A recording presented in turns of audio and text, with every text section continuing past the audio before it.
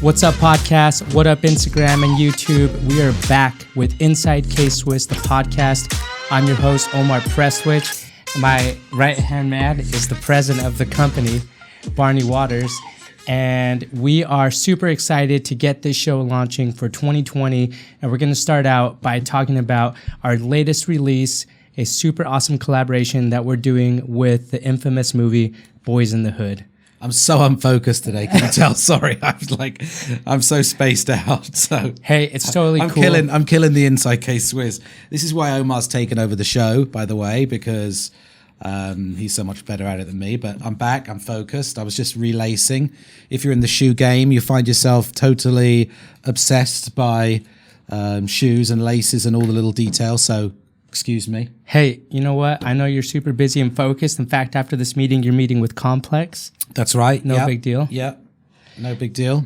Well, let's start talking. They just want they just want my money. Me too. Maybe I'll be in that meeting. Not mine, actually. K-Swiss's. Well, anyway, let's get back to our regular scheduled programming here at K-Swiss. What's going on? What are we talking about? Let's start out with the Boyz N The Hood that we just dropped right in front of us. We have the Trey shoe. So if you've seen the movie, Cuba Gooding Jr. is one of the main characters, and this shoe was actually designed after one of his outfits. And so the shoe really resembles one of the main characters of the movie, and it's done beautifully by John Tang on a classic 2000. Yeah, and if you see the Cuba Gooding Jr. character in the movie, he has this on his necklace. There's a lot of little tiny details. This circular emblem is on his shirt. There's a lot of great details in here if for fans of the movie. And also then the other shoe is worn by the character Ricky in the movie. Mm-hmm. And this is the top that he's wearing is this blue mesh and with the number on. And so again, lots of little details on here. The R for Ricky. Yeah, exactly. And a lot of like really authentic little Easter egg details for the real fans. And that's what we try and do with these collaborations. One cool thing about the Boyz N The Hood collaboration is obviously it's a movie based here in South Central LA. And so what better way to collaborate here with a local organization? We're doing it with a place called Home. So a portion of all of the sales, and you'll see it on the hang tags that come with the shoes, but a portion of all the sales go to benefit a place called Home, which is a safe and nurturing environment for South Central Los Angeles youth.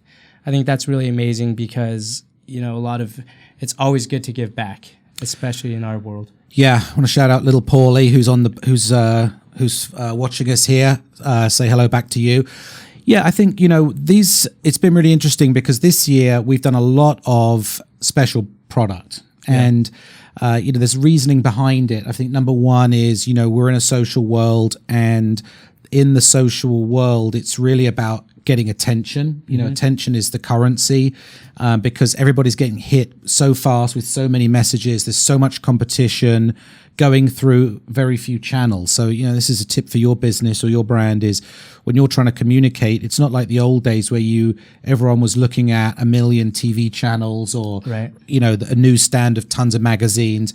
Now you're dealing with a couple of social channels that everybody's looking at. So you've got to try and break through with interesting stories. And the second part of it is it changes so rapidly, right? Exactly. I mean, how often is your feed refreshing itself with new content? I mean, it's just constant. So in a game about attention that runs through one or two channels, you have to keep refreshing your storytelling, and you have to line up your marketing to match the method, match the channels that is going through. So you have to keep evolving as the industry evolves and as the platforms evolve that you're communicating through.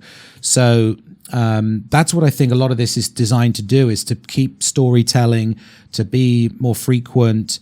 Obviously underneath this, what we sell the most of is the plain white version. Exactly. Which you're wearing today. Which I'm wearing today, actually wearing the white version of the Gustard. And I think if you can line up your collaborations or your special projects also to kind of reinforce your brand message at the same time, I think that's a good thing. And the thing with this is the movie was 1991. set in LA, and we're a brand from that peaked in the 90s based in LA. So there's a reason us doing Boyz N The Hood is not just like it was one of those epic cult movies. It's that it does sort of reinforce our something about our brand. We're an LA based brand. We always are. We always have been. And it kind of reinforces the era where K-Swiss was peaking, which is in the 90s. So that's why we did Boyz N The Hood. And I think a couple of the characters wore the Gestads in the movie. Yeah, if you watch the movie, you'll see the Ice K-Swiss, Cube. and lots of different types of K-Swiss is also in the movie. So it's an authentic partnership with the movie we were really in, and in an era of time, in a subculture or a culture in LA that we were really part of. So yeah, I mean, underneath the cool product is there's sort of rationale for it, and just some sort of thinking that goes behind selecting some of these partnerships. The other thing I'd say is the market is heavily driven right now in the sneaker business by these kind of things. So not just us doing these, but if you look at all of the biggest competitors we have constantly coming out with really great storytelling based collaborations, whether it's Star Wars, Stranger Things, I saw a Tom and Jerry one. Yeah, Tom and Jerry. And these are not from K-Swiss, these are from other brands. So, these have really been driving the kind of sneaker game, and, we're right in the middle of it. Is it going to continue this way? We'll see. And I think we just have to be ready to pivot and to kind of match where the market goes. But for the past 12 months, I think we've really had fun combining the K-Swiss and sneakers as the canvas and bringing in these amazing partnerships to kind of bring stories to life. It's been a peak season or a peak year for creativity in sneakers. And it's been a lot of fun to see people reaching out and really loving the collaborations. In fact, right before this, we launched Matrix, and we did a lot of cool storytelling, like you were saying, on different platforms. So TikTok and Instagram and YouTube, and you'll see a lot of creators that did some amazing work. It caught so much attention that even little Yachty reached out to us through the DMs, and he sent a picture of the Matrix shoes and said, "Yo, these are fire. I got to have these." So it's going to be cool. Follow him, and you'll see him posting it. On the note, we want to do a little giveaway. We have 2 of the shoes right here. They're size 10 of the Trey and the Ricky. And the way that you can win these, they're only size 10, so we don't have any other size men 10. Leave us a comment in the YouTube video once we publish it, and let us know what your favorite memory was of that movie or how you connected most with it. And what we'll do is we'll pick the best comment that we feel deserves these shoes. Yeah, I'm just reading a comment here from Enigma. Shout out back to you. Thanks for the nice comments here. Maybe he can win the in the shoes if he's a size 10. Yeah, and they're good. They're cool collectible pieces as well. Yeah. Other than that, the Australian Open is going on right now. And if you've been following us, we just signed 2 amazing athletes, Ayla Tomljanovic and Cameron Norrie.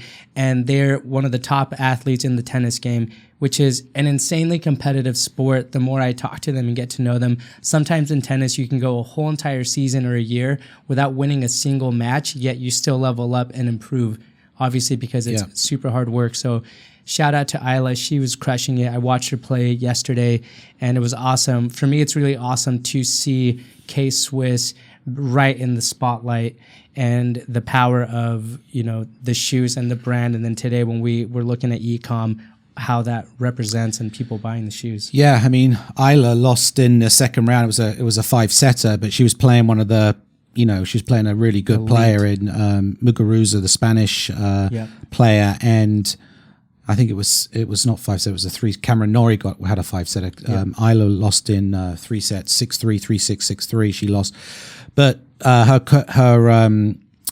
the person she played was previously number 1 and had won 2 majors, so she was up against stiff competition, but was on the main court at the Australian, so a lot of great brand presence, and definitely held her own, and I think we expect big things from her. So yeah, it's just really our foray back into tennis, showing up again on athletes at the majors, putting our product to the test on the biggest stages on earth.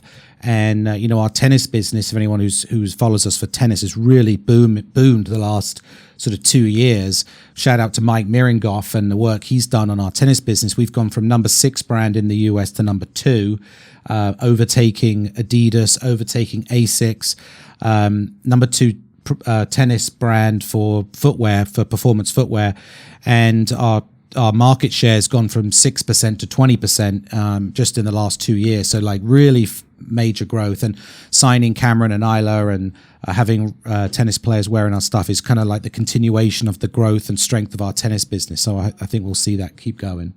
Hell yeah. That's honestly all that we have for you guys. 2020 is going to be, I think, a great year to go right back to the California Classics and really push what is K-Swiss and what everyone remembers, which is the White Classic. So be on the lookout for some amazing stories this year. We're still going to be pumping out these podcasts, and we'll be connecting with you guys.